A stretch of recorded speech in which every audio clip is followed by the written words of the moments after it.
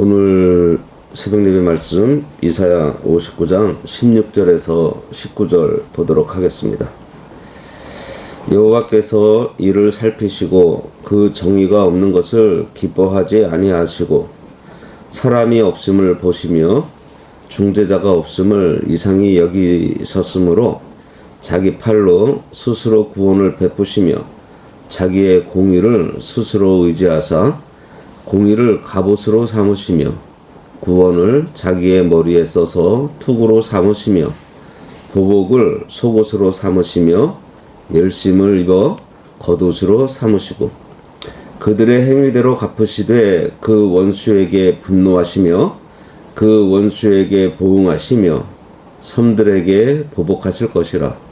서쪽에서 여호와의 이름을 두려워하겠고 해돋는 쪽에서 그의 영광을 두려워할 것은 여호와께서 그 기운에 몰려 급히 흐르는 강물같이 오실 것이미로다. 오늘 말씀의 제목은 하나님께서 친히 일어나심입니다. 이사야 59장은 죄와 기도와 회개와 구원의 관계를 매우 선명하게 보여주는 말씀이에요. 앞부분에서는 왜 기도가 막히고 있는지, 왜 금식하고 부르짖어도 응답이 없는지에 대한 말씀이었습니다. 그 이유가 하나님께서 손이 짧아서가 아니고 하나님의 귀가 둔해서도 아니고 오직 백성의 죄가 하나님과 그들의 사이를 갈라놓았기 때문이라고 했어요. 그리고 9절부터 15절까지에서는 그 죄로 말미암아서 빛을 발하지만 어두움 뿐이었고 정의를 바라지만 공의가 없었고 결국 그들이 자기 죄를 회복하면서 회개하는 자리로 나아가는 모습이 담겨 있습니다. 그런데 오늘 본문 16절부터는 놀라운 전환이 시작되고 있어요. 인간의 죄가 끝나는 자리에서 하나님의 구원이 시작됩니다. 인간의 무능함이 분명해진 자리에서 하나님의 전능하심이 드러나요.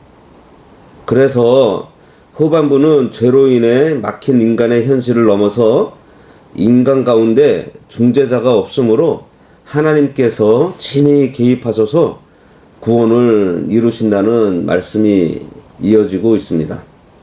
16절 사람이 없음을 보시며 중재자가 없음을 이상히 여기셨으므로 자기 팔로 스스로 구원을 베푸시며 자기의 공의를 스스로 의지하사. 하나님께서 다 보고 계셨다는 것입니다. 사람이 없음을 보셨고 그 현실을 보셨고 그 안에 중재자가 없다는 사실을 하나님께서 다 보셨어요. 여기서 사람이 없다는 것은 이 세상에 사람이 하나도 없다는 뜻이 아닙니다. 많고 많은 사람들 가운데에서 우리 죄의 문제를 해결할 사람, 하나님과 인간 사이에 서서 이 문제를 풀어낼 사람, 자기 죄뿐 아니라 다른 사람의 죄까지 짊어지고서 하나님 앞에 설 수 있는 사람이 없다는 말이에요. 그 일은 제사장도 할 수 없고 선지자도 할 수 없고 왕도 할 수 없고 어떤 경건한 사람도 할 수 있는 일이 아닙니다.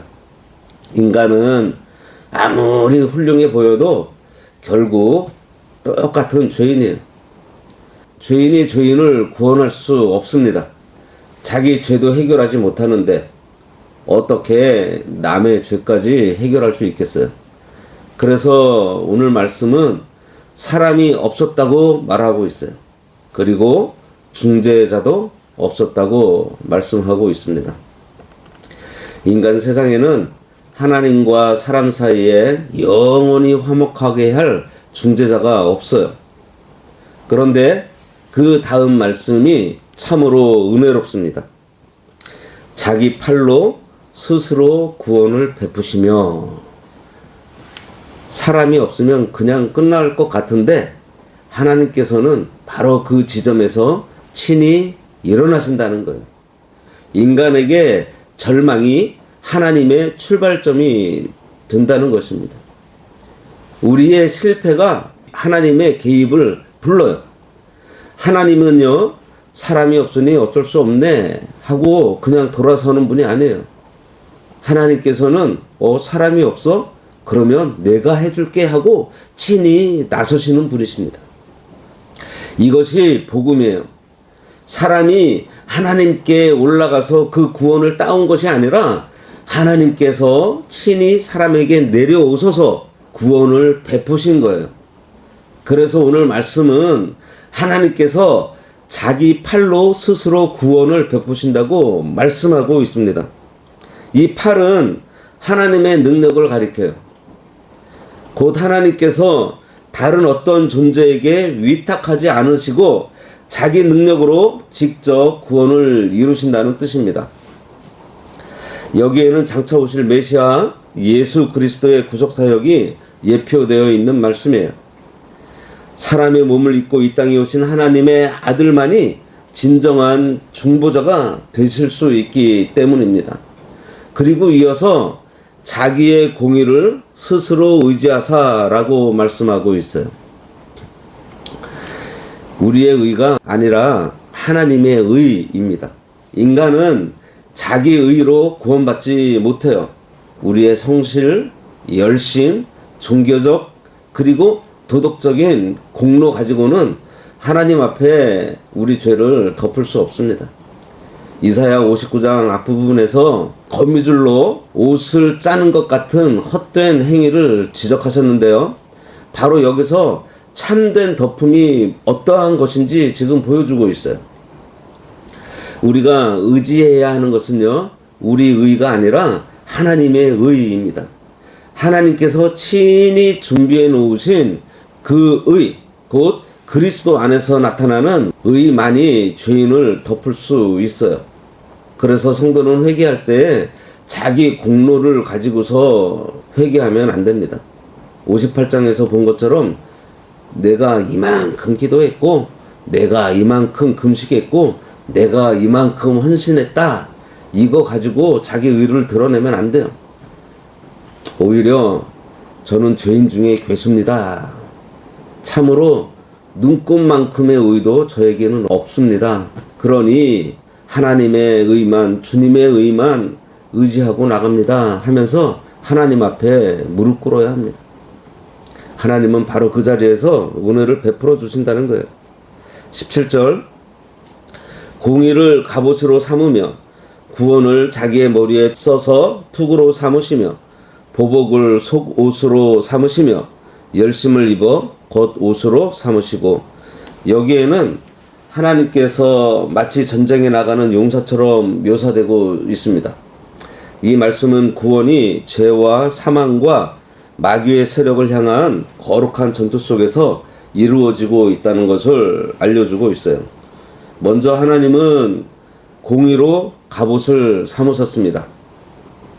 하나님의 구원은 하나님의 공의 위에 세워져요.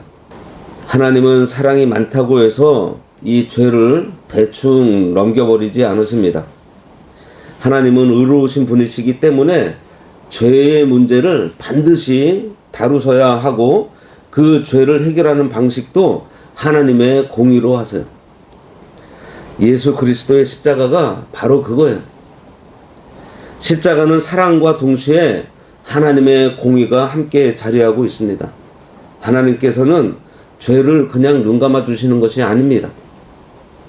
자기 아들에게 죄값을 치르게 하서라도 이 죄 문제를 하나님의 공의로 심판하시고 우리를 용서해 주신 거예요. 또 하나님은 구원을 머리에 써서 투구를 삼으셨습니다. 투구는 머리를 보호하는 장구예요. 구원의 투구라는 말은 신약에서도 나오고 있습니다. 이것은 구원의 확실성 그리고 완전성을 보여주고 있어요. 하나님께서 시작하신 구원은요, 마귀가 빼앗을 수 없는 구원이고 세상이 넘어뜨리고 무너뜨릴 수 없는 구원이에요. 우리는 흔들릴 때가 있더라도 이 하나님의 구원은 절대 흔들리지 않습니다. 우리의 감정이 요동치고 우리의 형편은 어두워지더라도 하나님의 구원은 변하지 않아요. 그러므로 성도는 우리 느낌이 아니라 하나님의 구원, 이 약속에 굳게 서야 하는 것입니다.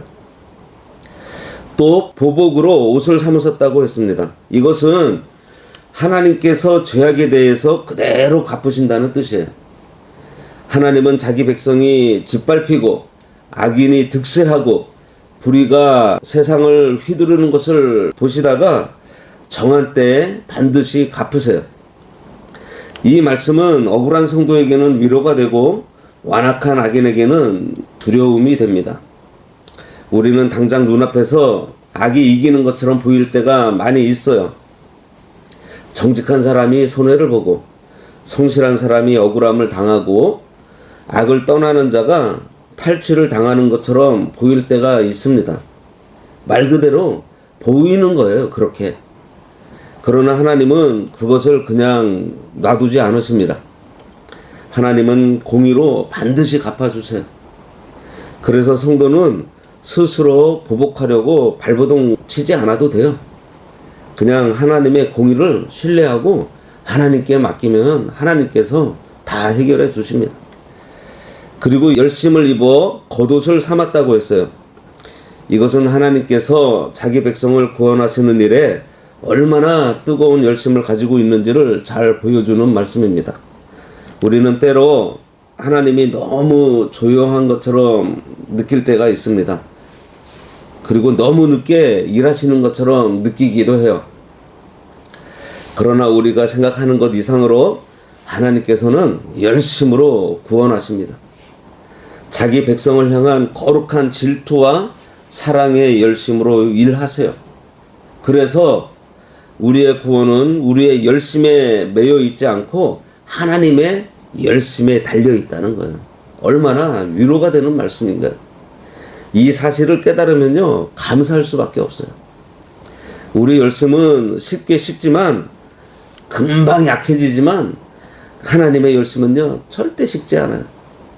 이렇게 하나님께서 나를 붙들기로 작정하셨다면요, 끝까지 붙들어 주십니다. 18절, 그들의 행위대로 갚으시되 그 원수에게 분노하시며 그 원수에게 보응하시며 섬들에게 보복하실 것이라. 이 말씀은 하나님의 구원이 동시에 심판이라는 사실을 보여주고 있습니다.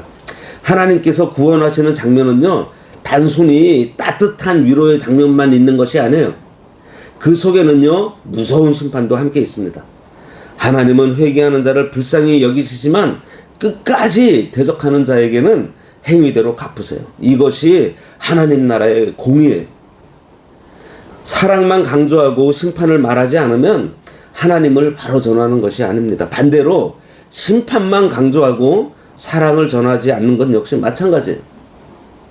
하나님은 사랑으로 구원하시고 공의로 심판하십니다. 그게 십자가예요. 그래서 오늘 성도는요, 두 가지 마음을 가져야 하겠습니다. 하나는 감사고요, 내가 내 행위대로 갚음을 받지 않고 그리스도 안에서 긍휼을 입었다는 사실에 감사해야 합니다. 다른 하나는요, 두려움이에요. 경외함이에요. 죄를 가볍게 여기면 안 됩니다. 하나님은 죄를 반드시 심판하시는 분이기 때문이에요. 여기서 우리는 또한 하나님의 백성을 괴롭히는 세력에 대한 하나님의 그 태도를 볼 수 있습니다. 그 원수에게 분노하시며 그 원수에게 보응하시며. 하나님은 자기 백성의 고통을 다 보고 계시다가 자기 백성을 대적하는 세력을 향해서 분노하십니다. 그러므로 성도는요, 고난 중에 낙심하지 말아야 합니다. 세상이 다 내 편이 아니어도 괜찮아요. 하나님이 내 편이시면 됩니다. 사람들은 우리를 오해할 수 있고 악한 자들은 우리를 짓누를 수도 있고 세상 질서는 때로 불의하게 돌아갈 수 있어요. 그러나 하나님은 결코 우리 자기 백성을 잊지 않으십니다. 정한 때에 반드시 개입해 주세요. 19절, 서쪽에서 여호와의 이름을 두려워하겠고 해돋는 쪽에서 그의 영광을 두려워할 것은 여호와께서 그 기운에 몰려 급히 흐르는 강물같이 오실 것이미로다. 하나님의 구원은 모든 곳에서 다 이루어지고 있습니다.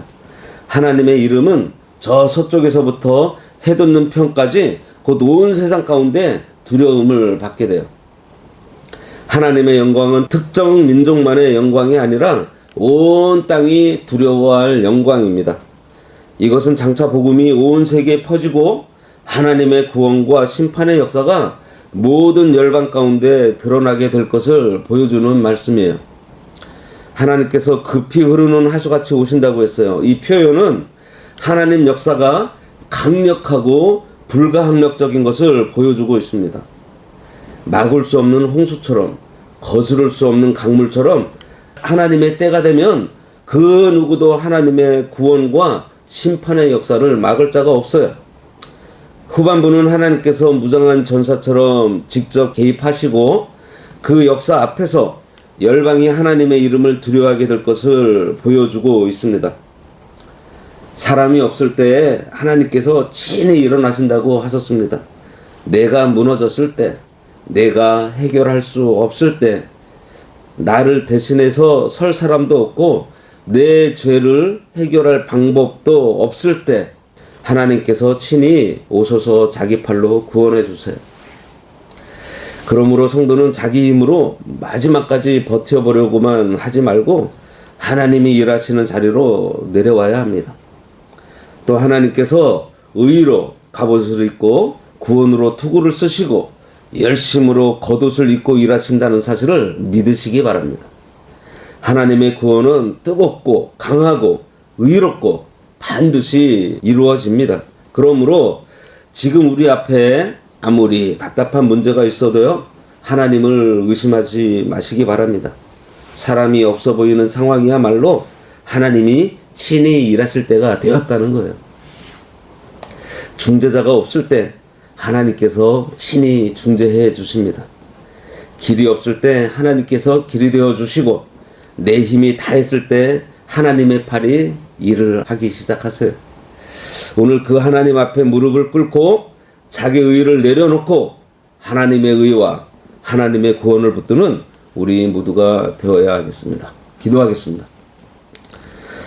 하나님 아버지, 하나님이 다 보고 계시다가 사람이 없고 중재자가 없는 우리의 현실을 보시고 하나님께서 친히 일어나셔서 구원해 주시니 감사합니다. 저희들의 힘과 의와 열심으로는 설 수 없사오니 하나님의 팔로 우리를 붙들어 주시고 하나님의 의로 우리를 덮어 주시고 하나님의 구원으로 우리를 지켜 주시고 하나님의 열심으로 우리를 끝까지 인도하여 주시옵소서. 악을 향한 하나님의 공의를 믿게 하시고 고난 중에도 낙심 않게 하시며 하나님이 친히 일하시는 것을 보게 하여 주시옵소서. 예수님의 이름으로 기도드리옵나이다. 아멘.